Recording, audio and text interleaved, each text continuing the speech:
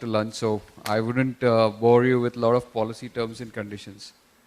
Uh, Rather, I'd like to ask a few questions in terms of discipline that we're trying to follow in our country in terms of cyber awareness. So, just to give you a small example, if I announce that there is free Wi-Fi in this room, how many of us will connect to that? Honestly, I think 90% of us. And we'll say, I accept the terms and conditions. Yes? The moment we get onto a hotel lobby or an airport lounge, the first thing we do is we connect onto a free Wi-Fi. The second most common thing is there are applications for sharing data within mobile devices. How many of us use them? There's a very typical application. Yeah, we just get onto it. So there's lack of understanding on what might hit us in event of sharing all this information or getting onto public Wi-Fis. Now, in terms of liability insurance, like Nishant has clearly explained what it is all about. Let me tell you, it is still in the books. We are a country of so many crore people, and we are the highest mobile using nation in the world. But the importance, like it's been stressed since morning, that security is not even the 10th priority in our country. Now, are we waiting for something catastrophic to happen and then we get it sorted? Now, most of it is always related to banks and credit cards and frauds and PIN numbers and hacking. Now, let me give you a simple example that if there are, let's say, 500 students who are appearing an entrance test for a B school, and let's say there is a cyber extortionist who actually gets into the organizer's website and he stalls the system and says that all these 2,000, 5,000 people who are trying to get into the exam will not be able to appear for the exam. So what will happen? They might just lose an opportunity. So more than just financial frauds, it's more to do with society in general. And cyber risks are becoming integral with our government emphasizing on a lot of digitization. I think somewhere there's complete lack of discipline within each one of us when we are trying to use this tool, which could be the most powerful tool for us in terms of education, in terms of communication, in terms of transactions and so on. So as financial underwriters at insurance companies, our job is to play the devil. So whenever we get submissions or proposals from clients who do not even sometimes fill the proposals forms correctly in terms of what are their security measures, what are the IT procedures that they follow. And when we ask questions, they say that our firewalls can never be breached.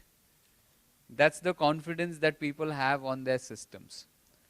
So then we say that, okay, sir, probably yes, but if at all we put a hacker onto the job, he can just give you a demonstration within 10 minutes, he can breach into your systems.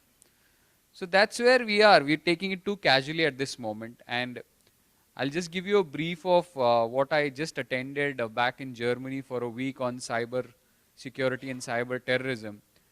And trust me, the Americans have gone far ahead in terms of what they've been doing in terms of development. Same as the Europeans, and so are the Chinese. In India, we're too tolerant. Basically, we think that it's okay. Chalta hai attitude will go on. But for insurers, let me tell you, we are somehow burdened by the thought of catastrophes in all aspects of life. So we're building buildings across the coastline, we're cutting down trees, we're causing fires, we're causing droughts, we're causing, let's say, famines, and we're causing all lot of things which are actually troublesome for all of us in the future. And cyber is the most emerging one out of it. So I would only take this platform as a sincere request to all of you who are working with whichever organization you are. You might be with NBFC or financial institution or a bank. to promote your management to take this decision of buying this insurance policy seriously, and not wait for somebody within your peer group to actually have a loss to see and then buy. So generally why people buy motor insurance is because, okay, my car might get hit. So till the time my own car gets hit, I don't get serious about it. But when I see a car getting hit on the road, then I realize that I should have adequate insurance. Similarly for cyber too, there's a lot of talk. There's not more than 300 policies like Nishant said. But we have corporates, we have systems, we are talking about digitized India, and we have total casual approach towards this kind of risk. So as insurers, we are trying to promote a lot about it. Of course, if I get into the policy wording part of it, it'll be too heavy for us to take it forward. But we can always share information and take it forward for your respective organization in terms of buying protection for yourself for cyber risks. And cyber risks comes along with a lot of other facts as well. So if at all you think that cyber risk is only to do with somebody sitting on computer and hacking, no, it's not like that. 99% of the cases are in collusion with one or the other insider of the organization. So on the case losses, what we have seen in the past, either an employee or a security guard or a vendor or a customer is involved in any kind of such transaction which happens. Very rarely would you see that a complete outsider would come and actually gain control of something that you actually have in your company. So that is one major thing. So internal controls within the organization, you could be a bank, you could be a manufacturer, you could be a IT company, have to be very, very stringent and clear. So IT policies are known to everybody. Indians are the people who use passwords as their wife's name, girlfriend's name, or probably January 2016, February 2016, just because it's easy to remember. So more has been said about passwords, I wouldn't say much. But on an organizational perspective, I think IT policies need to be relooked, revamped, because when a loss happens, the major costs will come off identifying where the loss started. And then you'll have to pay a lot of money to all the forensics agencies who will actually try and trace out. And like today it was discussed, it will take at least 210 days to actually find out how it all started. So as organizations where you are involved in a lot of computer systems, using internet as a tool for your business, I think we need to relook at how we are mitigating our own risks on a portfolio basis. So if you're a bank, you have to look at how is my customer protected, how is my employee protected, how is my data protected, how are my systems protected.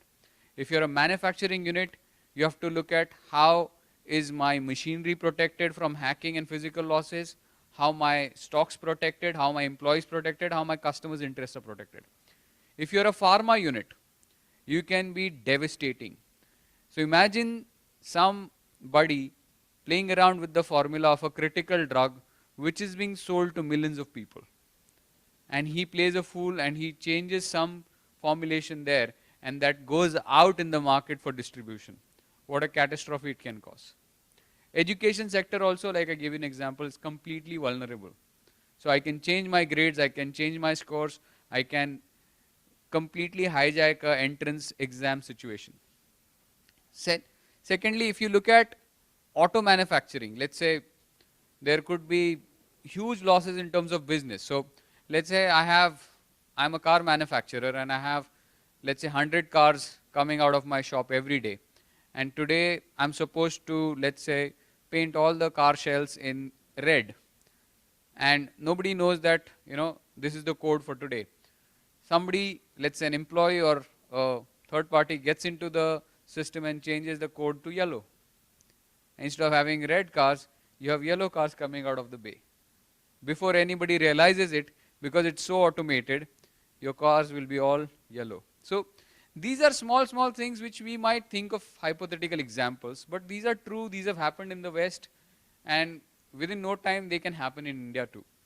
So Sectors which are more vulnerable, I think, are financial sectors, IT sectors, pharma sectors, education, and of course, any other sector where there is a lot of customer data involved, where you're reaching out to individual customers, especially telecom and so on. So with that, I think I've just given the right message that I thought was for this particular forum. So when you go back, probably please urge and push this decision of your organization to buy a protection against such kinds of risks. So thank you.